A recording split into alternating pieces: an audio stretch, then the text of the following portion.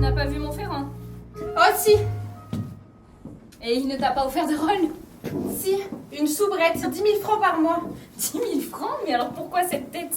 Mais à ton avis, Pauline, en plus du rôle, il m'a trouvé tellement à son goût qu'en plus du rôle, il m'a proposé de le rejoindre 2 fois par semaine pendant 1 heure.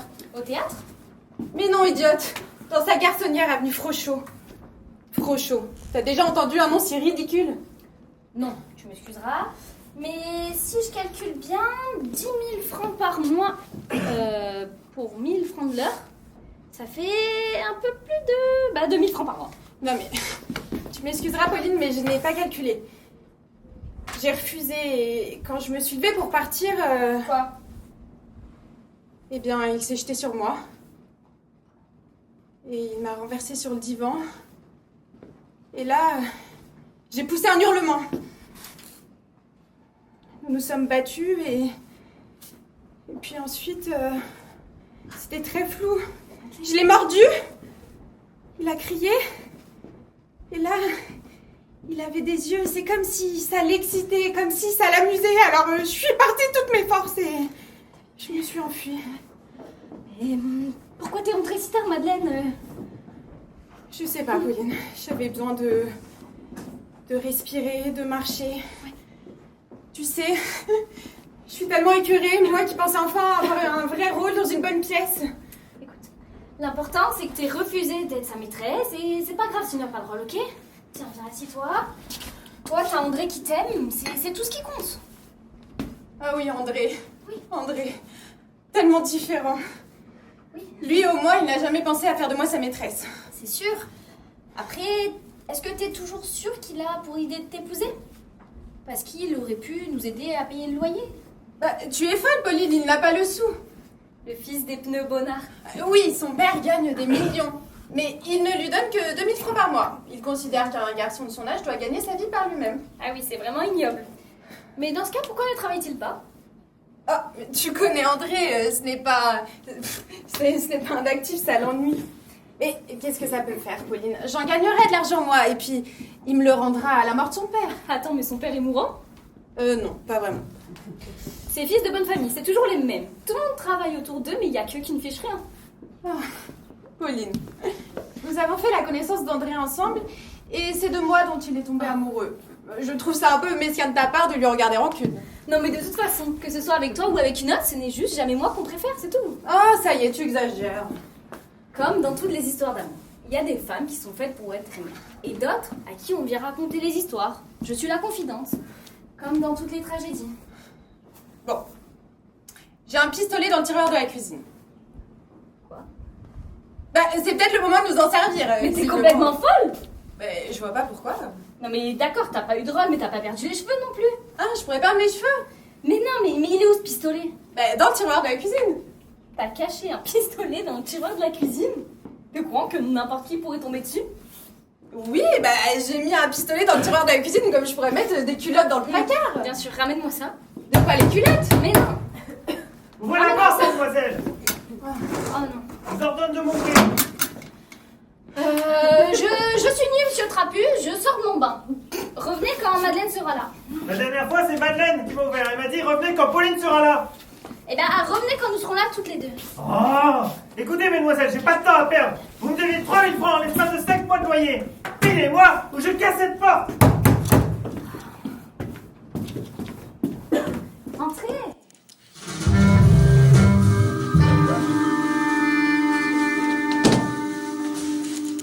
Je suis ici chez moi quand même, hein. Faudrait pas l'oublier. Je vais vous expliquer, s'il vous plaît. Je ne suis pas là pour des explications, mais pour un règlement. Avez-vous une automobile, monsieur Trapu? Oui, j'ai une petite Citroën. Parce qu'il y a des locataires qui veulent bien me payer. Vous est-il déjà arrivé de la laisser 2 mois de suite au garage? Oui, une fois, quand je me suis fait mal à une de mes jambes. Mon pauvre, à laquelle? Eh bien, c'était... Vous essayez de me détourner de la conversation. Pendant ces 2 mois, avez-vous payé vos impôts? Pas pour la voiture, je ne les devais pas. Parce que vous nous en êtes pas servi.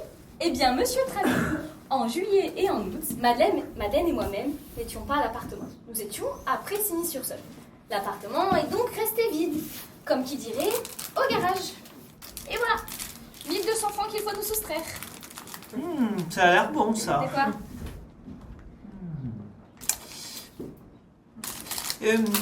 Écoutez, concernant notre petite affaire, c'est un non négatif. Enfin, monsieur Trapu, il n'y a pas en France un créancier plus féroce que le fisc. Et votre rapacité le dépasserait. Je sais que vous êtes un brave homme et je vous aime même beaucoup. C'est pour ça que vous allez nous laisser un peu plus de temps pour les 1000 francs que nous reconnaissons vous devoir. 3000 francs! Oh, monsieur Trapu, je m'adresse à votre cœur. Vous ne lui direz rien. Gardez vos petites plaidoiries pour le palais, maître Mauléon. Je suis insensible à l'éloquence. Mais vous avez raison, je suis un brave homme. Et parce que je suis un brave homme, je vais m'efforcer de vous mettre dehors avant que vous me deviez les 600 francs du loyer prochain. Attendez. Savez-vous où allait mon amie Madeleine aujourd'hui? Non, mais en quoi ça m'intéresserait? Elle est allée rencontrer monsieur Montferrand. Top. Évidemment, vous n'y connaissez rien, vous. Attention, mademoiselle Mauléon, je suis ici chez moi, je vous le rappelle. Monsieur Montferrand est le plus grand producteur de théâtre de Paris, Lyon, Bruxelles. Et elle a eu rendez-vous aujourd'hui même à 14h pour sa nouvelle pièce, Le Calvaire de Suzette. Passionnant, mais quel rapport avec mes 3000 francs? Monsieur Trapu, tout le monde sait que les acteurs engagés dans les comédies de Montferrand gagneraient des années de votre loyer. Et en attendant, elle est engagée? Vous êtes vraiment méfiant, hein. Vous voulez un café? Non, c'est bon, je me sers.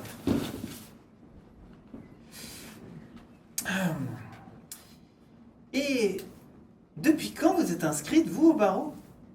Un an. J'imagine que vous n'avez jamais encore plaidé. Moi, j'aimais plaider. Voilà au moins 30 minutes que je plaide. Ah, bon. Comme je vous le disais, je suis chez moi. Oui. Et vous savez quoi? Je compte bien rester ici. Et ce, jusqu'à ce que vous me payiez. Monsieur Trapu. Qu'est-ce qui nous embête à la fin? Madeleine! Ah, mais vous étiez là, vous? Tout à fait. Mais non! Ah Tiens, bon? tiens donc. Monsieur Trapu. Je vous assure que je vais vous faire sortir. Je suis ici chez moi. Ouvrez! Je sais qu'il y a quelqu'un, je vous ai entendu parler. C'est quoi encore?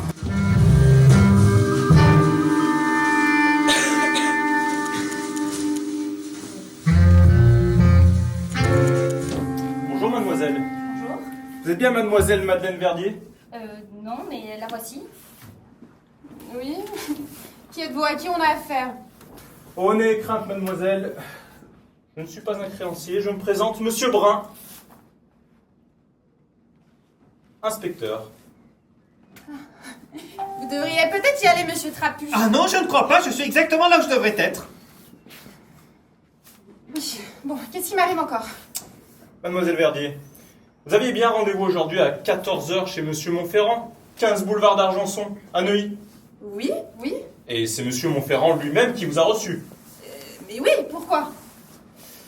Monsieur Montferrand est mort, Quoi? entre 15h et 15h15. Montferrand est mort? Je le savais.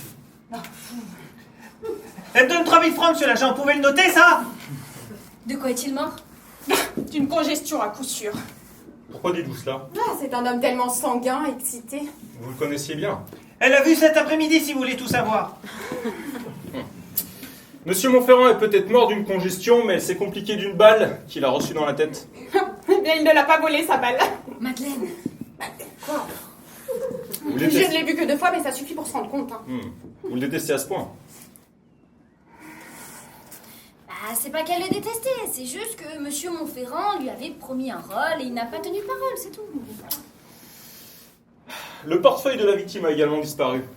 La somme de 300 000 francs, versée ce matin même à Montferrand en présence de son comptable, n'a pas été retrouvée. Le vol semble le mobile du crime. Mademoiselle Verdier, lorsque vous avez quitté Montferrand, en traversant les jardins, aux alentours de la maison, avez-vous remarqué quelque chose ou quelqu'un de suspect? Non. Et monsieur Montferrand vous a-t-il dit qu'il attendait quelqu'un? Non, notre conversation a vite été interrompue. Pourquoi? Eh bien, la nuit tombée. Ah, la nuit tombait, en plein après-midi. Écoutez, nous n'avions plus rien à nous dire. C'est donc cela. Il me reste à m'excuser. Toutefois, il se pourrait que j'ai encore quelques questions à vous poser. À mademoiselle Verdier surtout, en qualité de témoin. Je vous serai donc obligé de ne pas quitter Paris ces prochains jours. Ne vous inquiétez pas, nous n'avons pas les moyens de voyager en ce moment. Parfait.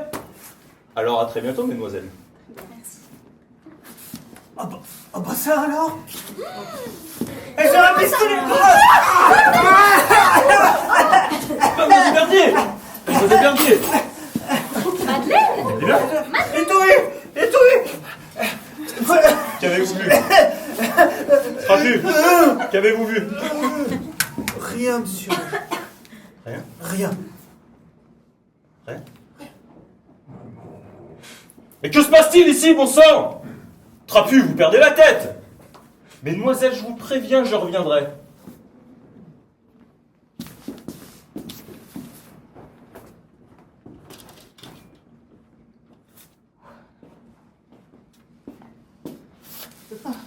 Quatre fois que je vous réclame mes loyers. 4 fois vous vous fichez de moi.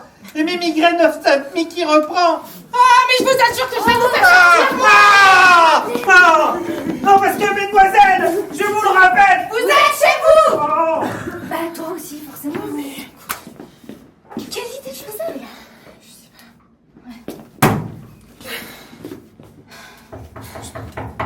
Ah non. Par la Sainte Yvette, si c'est encore lui, je me le fais, Pauline, hein. Tranquille.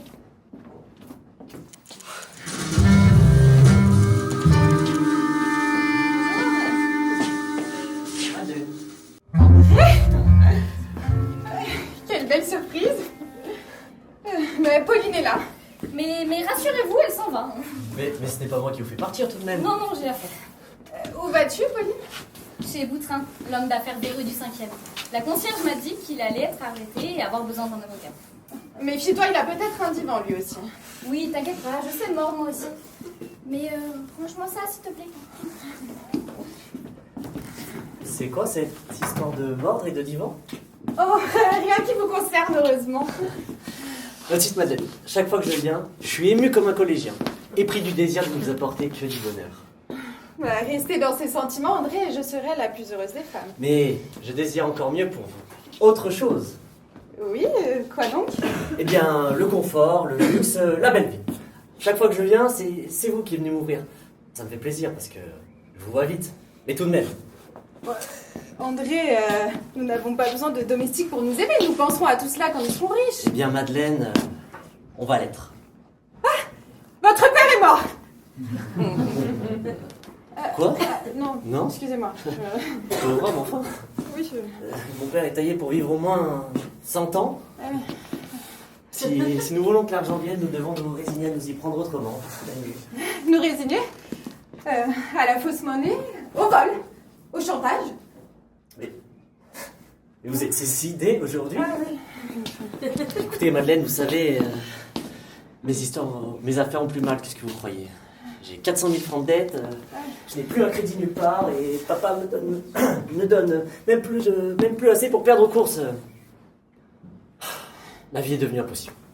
Ah bah ça oui, André, elle est impossible. D'autant plus impossible que depuis 2 mois que je vous aime, je ne cesse de me surveiller, de me contraindre, de m'imposer une certaine réserve. Elle ne me déplaît pas, André. Moi, elle m'exaspère. Tout mon cœur s'élance vers vous et à chaque fois il faut que je me retire. Et pourquoi donc? Je ne veux pas vous entraîner dans mes affaires et je ne me sens pas de prendre la vie d'une femme si je ne peux pas la lui assurer. Ah oui. Votre sentiment est très délicat, André, mais... l'idée de travailler, ça ne vous a jamais traversé l'esprit? Travailler. Ah, non, c'est bon, travailler. Les pneus bonnards, ça fait 26 ans que j'en entends parler. Qu'ils crèvent. André, il n'y a pas que les pneus dans la vie. Eh, Madeleine, je me sens qu'une vocation. Celle de vous aimer. Ah. Évidemment, elle n'est pas très lucrative. Hein, C'est pourquoi je ne vois plus qu'une seule solution. Oui, quoi? Le mariage! Quoi? Avec une certaine Berthe Courteil, qui a 1 million de dot. Si je l'épouse, mon père efface toutes mes dettes, mais un autre demi-million dans la corbeille. Qu'est-ce que vous dites de ça? Mais quoi, André? Mais vous perdez la raison. Invitez-moi à votre mariage pendant que vous y êtes! Mais Madeleine, mais c'est vous qui perdez la raison. Mais qu'est-ce que ça peut faire que j'épouse une autre femme du moment que c'est vous que j'aime? Je ne vais pas vous imposer de prendre un amant riche. Plus élégant, de me sacrifier moi. Bon, voici la photo de ma fiancée. Enfin, celle qu'il est question que j'épouse. Ah, parce que vous avez déjà sa photo sur vous. Je l'ai amenée exprès pour vous rassurer, mais... regardez-la et regardez-vous. Il est vraiment possible que je tombe amoureux de ça. La pauvre. La pauvre, 3 semaines de voyage de noces. Allez, 15 jours, je reviens et nous organisons notre nouvelle existence. Notre nouvelle existence. Oui, vous quittez ce petit logement mina pour vous installer à Passy. Ah oui, à Passy. Les Courteils ont un immeuble avenue Henri Martin. Les Courteils. Ah, mes futurs beaux-parents, ils m'offrent le 5e étage, pas de loyer, encore un avantage. Nous serons à 5 minutes l'un de l'autre, je viendrai vous voir tous les jours, nous prendrons au moins un repas par jour, ensemble. La vie rêvée. Ah oui, la vie rêvée, oui. Enfin, je vais pouvoir vous aimer sans scrupules et sans arrière-pensée. Qu'est-ce que vous faites ce soir? Eh bien, rien de spécial. Moi, je dîne chez les Courteils, mais après, j'aurais très envie de vous voir. Et d'oublier dans vos bras le sacrifice que je fais. Ma chérie, vous ne m'embrassez pas? Je ne voudrais pas vous mettre en retard pour votre dîner, André. Oui, bien sûr. Je peux être là vers 21h30, ça vous va? Oui.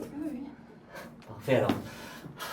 Je vous dis à tout à l'heure. À tout à l'heure. Je vous adore.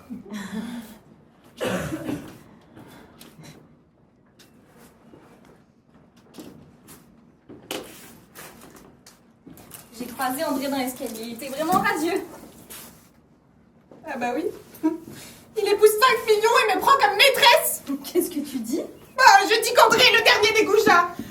Tu avais raison, Pauline, je suis une imbécile d'aimer cet homme. Madeleine. Ah non, mais là, si je m'écoutais, je me supprimerais, Pauline. Là, Tu recommences avec ça? Non mais Pauline, écoute, soyons lucides. J'ai l'impression de vivre sur un quai de gare et que le train ne partira jamais. Cela fait 25 ans que j'essaye d'être heureuse. 5 ans que ma carrière d'actrice piétine. Ma patience a des limites. Bah évidemment, la patience est un art qui s'apprend patiemment. Oh, non mais si tu te rendais compte de ce qu'est notre existence, toi aussi tu en finirais. Ah bah j'ai pas tes raisons de vouloir en finir, pardon. Pas mes raisons. Bon, et ton boutrin là, il t'a bien reçu? Oui. Donc il m'a confirmé qu'il allait être arrêté. Mais je suis le 14e avocat à lui proposer mes services. Tu vois? Et tes amours?